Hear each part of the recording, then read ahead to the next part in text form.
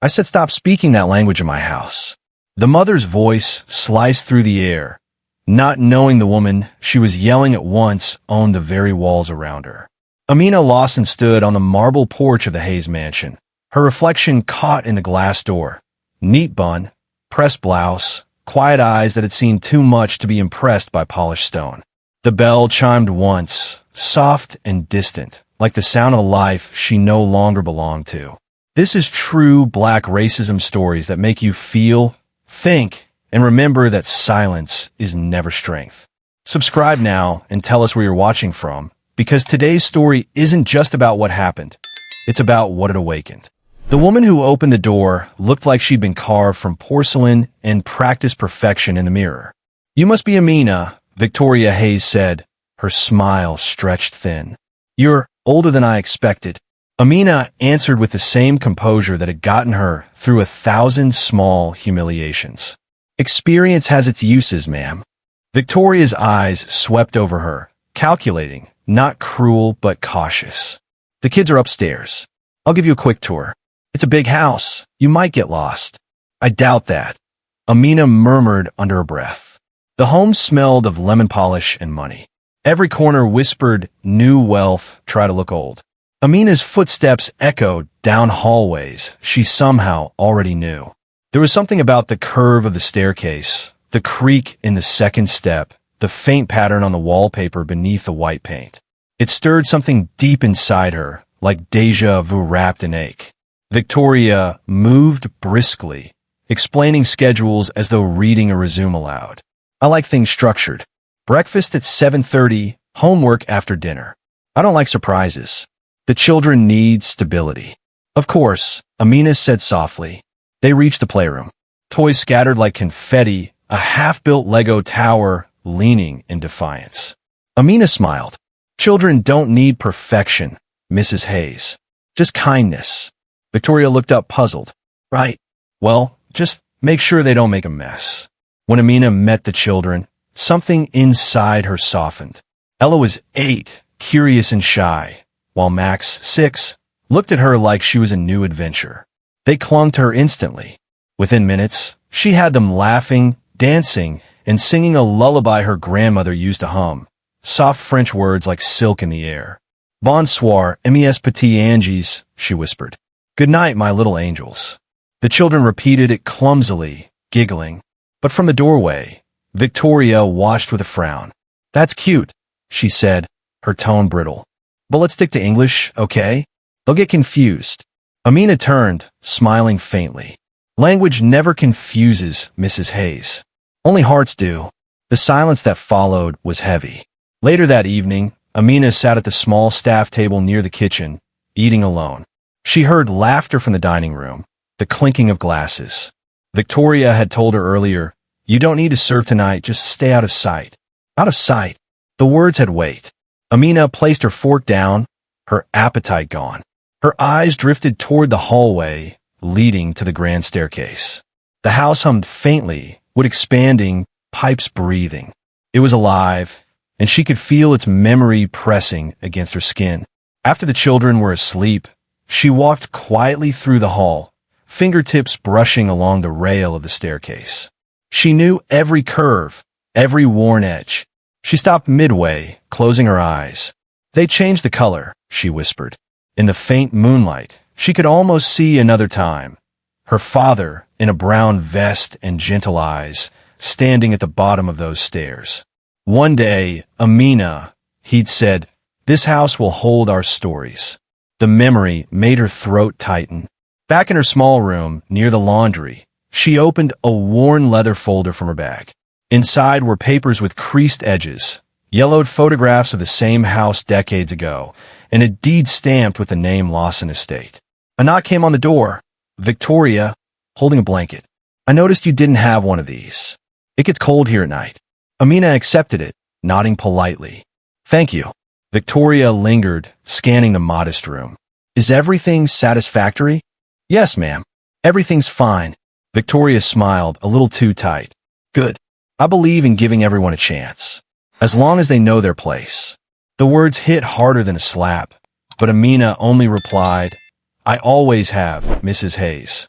When the door closed, she sat back down, her eyes falling to the photograph of her younger self standing proudly on that same porch, her parents beside her, smiling. She turned the picture over. On the back, in faded ink, it read, "Home is where the truth lives."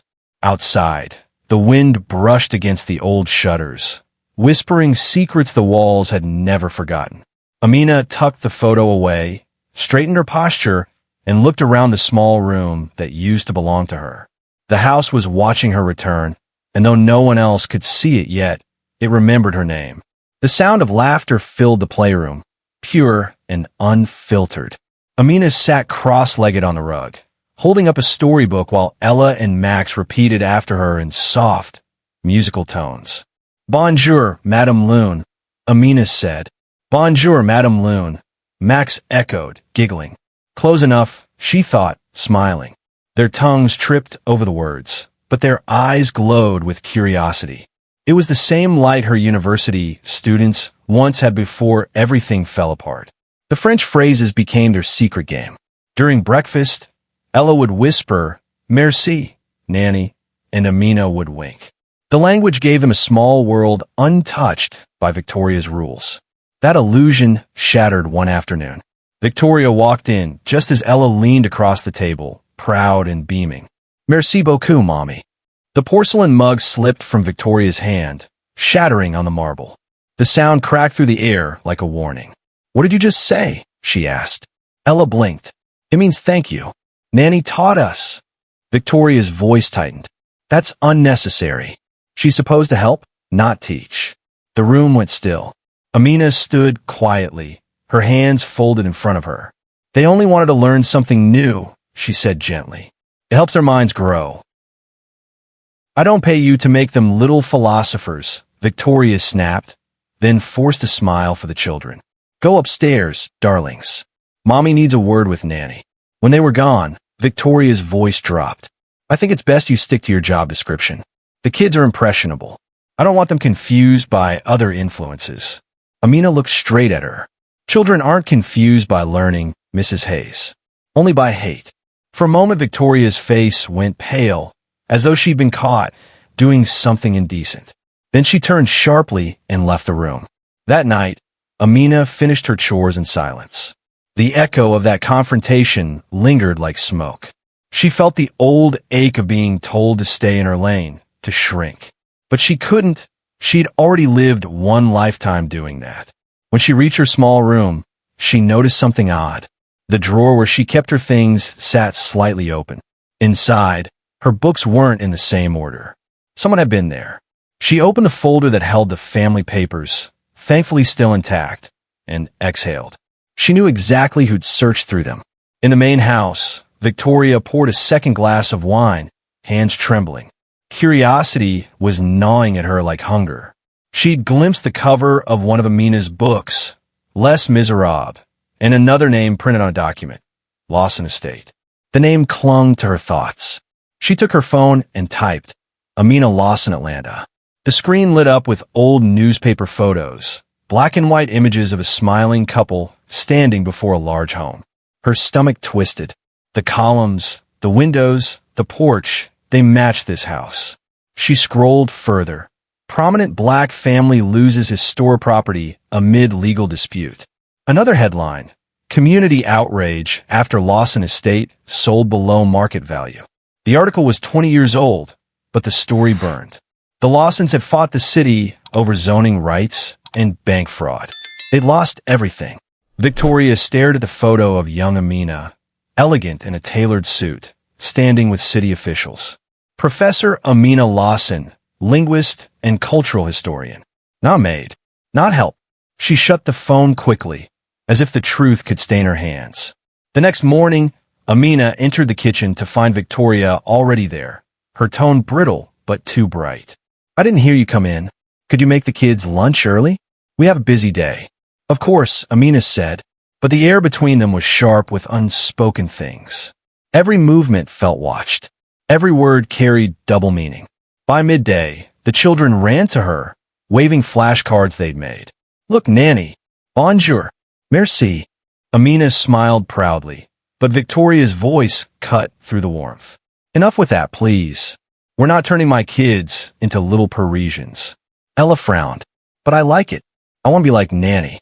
The words struck deeper than she knew. Victoria's jaw clenched. That's quite enough, Ella. Go wash up for dinner. When they left, Amina folded the cards quietly. They're just words, she said. Beautiful ones. Victoria's eyes narrowed. Everything with you has to mean something, doesn't it? Meaning is what keeps us alive, Amina replied. Victoria didn't answer. She just turned and walked away, but her mind was spinning. The image of the article burned behind her eyes, the Lawson estate. The same staircase, the same carved banister she'd always admired. That night, when the house finally fell silent, she crept back into Amina's room. She told herself it wasn't malice, only curiosity. But she opened drawers, lifted the folder again, touched the old deed stamped with Lawson property. Her reflection in the mirror startled her, a thief in her own home. In the hallway, a floorboard creaked. She froze. Amina's shadow fell across the doorway. Is something wrong, Mrs. Hayes? Victoria's throat went dry. I thought I heard a noise. Amina looked at the folder in her hand, then back at her. This house keeps many sounds, she said softly. Some of them are memories. Victoria set the folder down as though it burned. Good night, she muttered, fleeing the room. Amina watched her go, her heart both heavy and calm. The walls of the house seemed to breathe around her, remembering every voice that had ever tried to silence her family. She whispered to the empty room, "Truth doesn't hide forever." Victoria barely slept that night. The truth she'd uncovered clung to her like a stain. Each time she closed her eyes, she saw the newspaper photo of Amina standing proudly on the same porch Victoria had once called hers. The irony was unbearable. By morning, she'd convinced herself there had to be some mistake. Maybe it was a coincidence. Maybe Lawson was a common name. But when she walked down the grand staircase, the way the light hit the banister made her pause. That same curve, that same polished wood, it was the photograph. Her stomach churned. In the kitchen, Amina was already preparing breakfast, humming the same French lullaby that had once annoyed her. The sound was calm, almost regal, and it made Victoria feel smaller in her own home. She cleared her throat. You were up early. Amina smiled without turning. Old habits. I used to wake up before dawn to grade papers. Victoria's heart skipped. Grade papers? Back when I taught, Amina said simply, placing plates on the counter. Linguistics at Emory. Feels like another lifetime. Victoria forced a laugh. You taught at a university? Amina finally met her eyes. Before the bank took my family's home. Before people like you bought it. The words landed like a quiet explosion. Victoria froze, every excuse dying in her throat. Amina's voice was calm, too calm. Don't look so surprised, Mrs. Hayes. This house remembers me, even if you don't. The children came running in before Victoria could respond, and the fragile mask of normalcy returned. But something fundamental had shifted. The air between them was now charged, heavy with history neither could escape. All day, Victoria moved like someone walking through her own crime scene. Every painting, every creak of the wood felt accusatory. She found herself staring at old family portraits that came with the house, wondering whose smiles had been erased to make room for hers. That evening, she stood outside Amina's room again, her knuckles hovering above the door, but not daring to knock. She imagined the folder sitting on that desk, the proof that this house was never truly hers. By the next morning, guilt had mutated into defensiveness. She needed to regain control. She told herself Amina was manipulative, probably lying, exaggerating her past to gain sympathy. So when she overheard Amina telling Ella about the garden that used to grow right outside this window, Victoria snapped. Enough, she barked. I'm tired of these stories. You're confusing my children. Amina looked up, calm as ever. They're your children, Mrs. Hayes, not your possessions. Victoria's face flushed. You don't get to talk to me like that. Then perhaps, Amina said, her voice steady, you shouldn't talk at me. The silence afterward was unbearable. Victoria's lips trembled with anger she didn't understand. I think we're done here, she said coldly. Pack your things. Ella burst into tears. No, Mommy, please. Enough, Ella. Amina crouched beside the child, brushing her tears away. It's all right, little one. Some stories have to end before the truth can be heard. Victoria turned away, her eyes burning, but deep down she knew she wasn't firing a nanny. She was trying to erase a mirror that showed her what privilege had made her become. By sunset, Amina's things were neatly packed. She stood at the doorway one last time, looking around the house she'd once loved, lost, and served in silence. The sunlight fell across the hardwood floors just as it had decades ago. Ella ran to her again, hugging her tightly. Don't go, she whispered. Please. Amina smiled faintly. My darling girl, I'll always be where truth lives.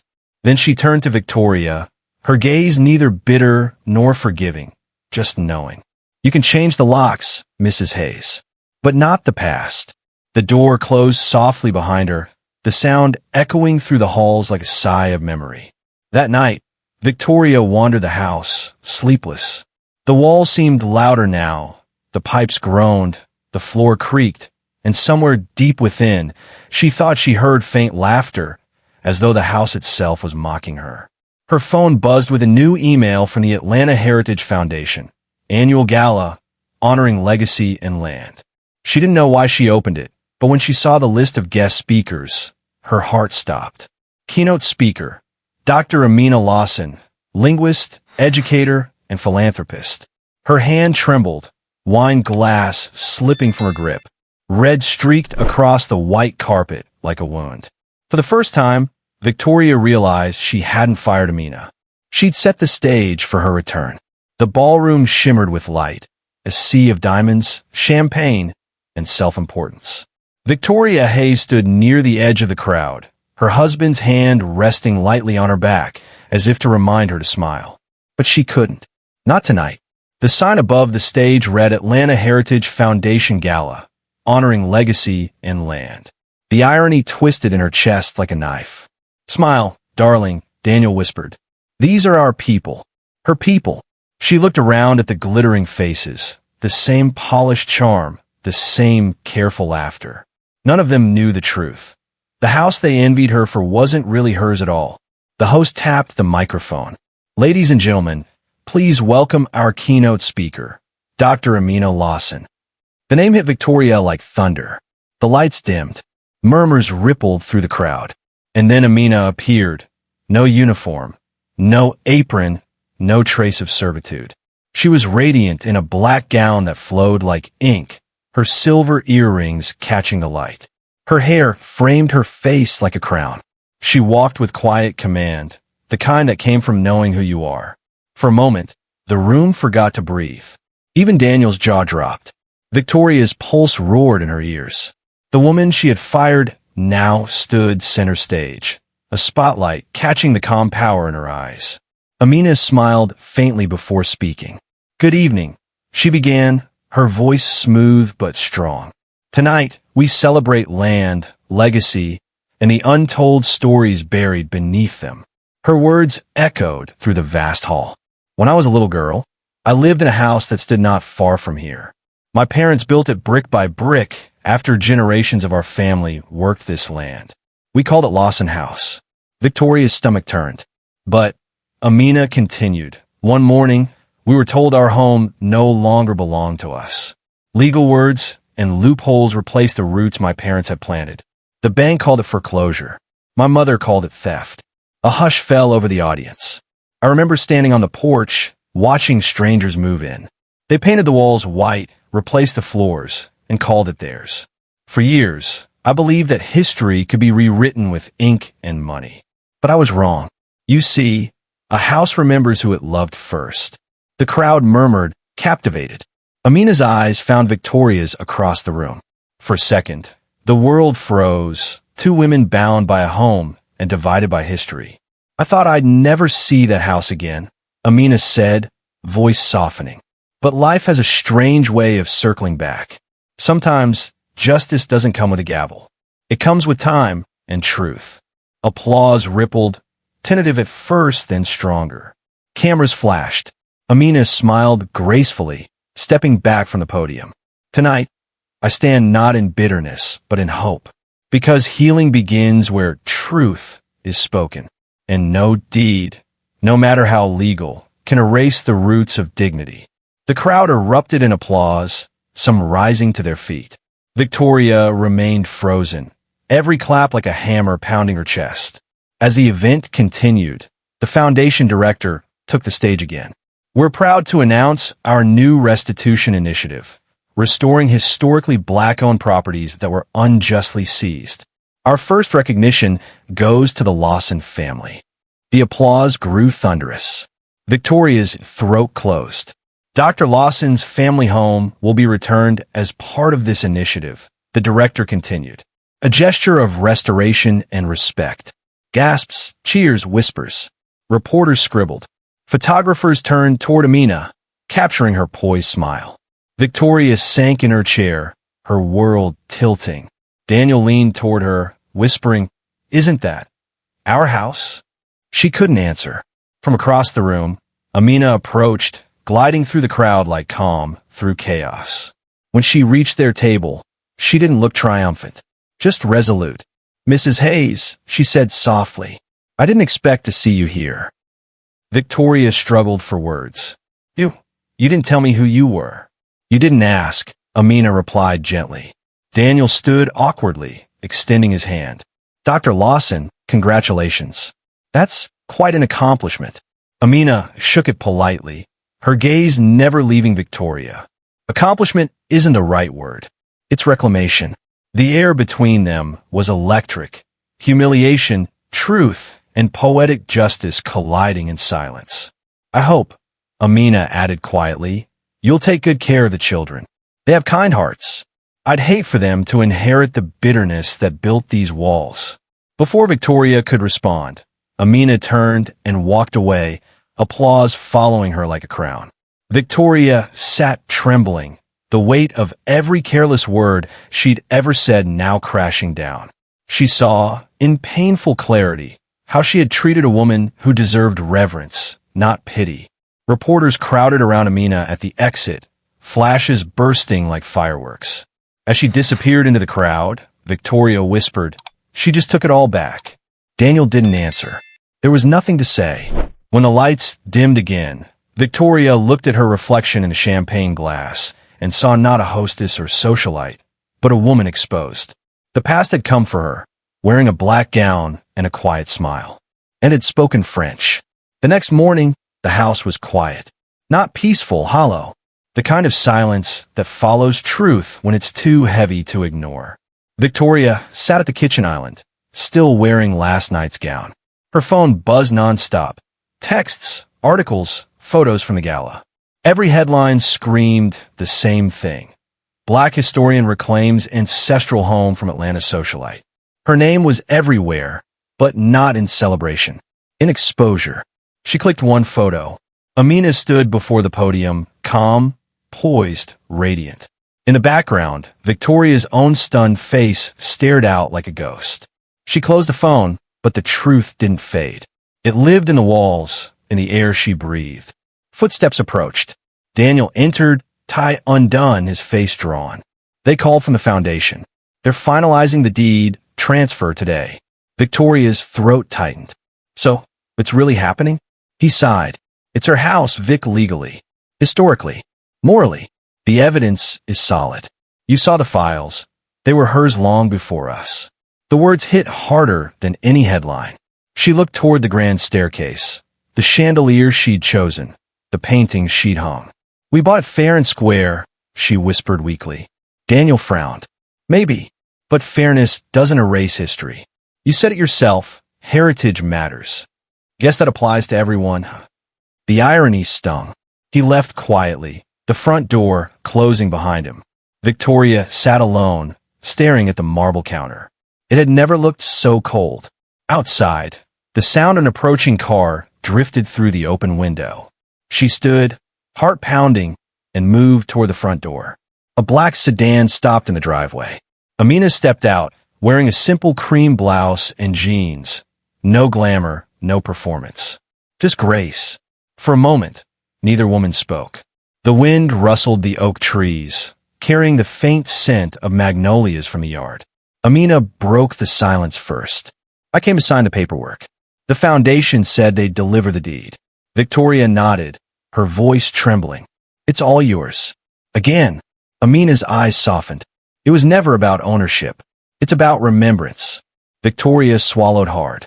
You must hate me. Amina looked at her for a long moment. Hate is a weight I don't carry anymore. I've seen what it does to people. I'd rather reclaim space than resentment. She stepped past Victoria into the house. Her hand brushed the wall as she walked in, fingertips trailing the surface like someone greeting an old friend. This hallway, she said softly. My mother used to hang her family photos right here. My father would come home from the factory, and we'd all race to hug him before dinner. That smell, peach cobbler, fresh paint, it always felt alive. Victoria's eyes filled with tears. She saw the space differently now, not as luxury, but as legacy. They reached the living room. The sunlight poured through the tall windows, landing on the piano near the corner. Amina walked over, lifting the lid with gentle reverence. My mother taught me to play here, she said quietly. She pressed a key. The soft note echoed through the room, haunting and beautiful. Even when we lost everything, I never forgot this sound. Victoria couldn't speak. The moment was too sacred for excuses. A car pulled up outside again. The foundation's attorney entered, carrying a folder. Dr. Lawson, Mrs. Hayes. The documents are ready. They both nodded. The attorney handed over the papers and a pen. Amina signed first, her signature looping gracefully across the page. Then the attorney turned to Victoria. We just need your confirmation of release. Victoria's hand trembled as she took the pen. For a moment, she stared at the empty line. The final surrender. Then she signed. When she looked up, Amina smiled. Not with triumph, but with something deeper. Mercy. Thank you, Amina said softly. Victoria's voice cracked. I don't deserve your kindness. Amina met her eyes. No one deserves injustice either. But we both have to live with what's left. The attorney nodded politely and left. The two women stood in the quiet room again. Outside, children's laughter echoed faintly from a neighboring yard. The same sound that once filled this house. Amina turned toward the door, but paused. Victoria, she said gently, teach your children where they come from. Not just their bloodline, the truth of others too. That's how this stops repeating. Victoria nodded, tears spilling down her cheeks. I will. Amina stepped outside, inhaling deeply. The air felt lighter now, the weight of history shifting just slightly. She looked up at the sky, a mix of sunlight and shadow, like life itself, and whispered, Welcome home, Mama. Her phone buzzed. It was a message from the foundation. Your family story will headline the Legacy Restored project. National press confirmed. Amina smiled faintly. She didn't need fame, just closure. As she walked down the porch steps, she glanced back one last time. Through the window, she could see Victoria standing still, her hand on the piano. Both women, bound by the same house, divided by time, but maybe finally on the same side of truth. Later that night, Amina returned to her apartment. She placed a single photo on the mantel, her parents standing in front of the Lawson house decades ago, smiling in the Georgia sun. She lit a candle beside it. In that glow, every scar, every humiliation, every stolen moment found its way home. She whispered in French, a quiet vow her mother had once said, Le passé ne disparaît pas. Illinois revient avec la lumière. The past doesn't disappear. It returns with the light. And for the first time in years, Amina slept soundly, knowing the house that once symbolized loss now stood for something far greater. Truth reclaimed. Thank you for watching this powerful story on True Black Voices. If this story moved you, hit that subscribe button and join a community that refuses to stay silent. Because every view, every comment, every share brings us one step closer to justice being heard. And remember, truth may sleep, but it never dies.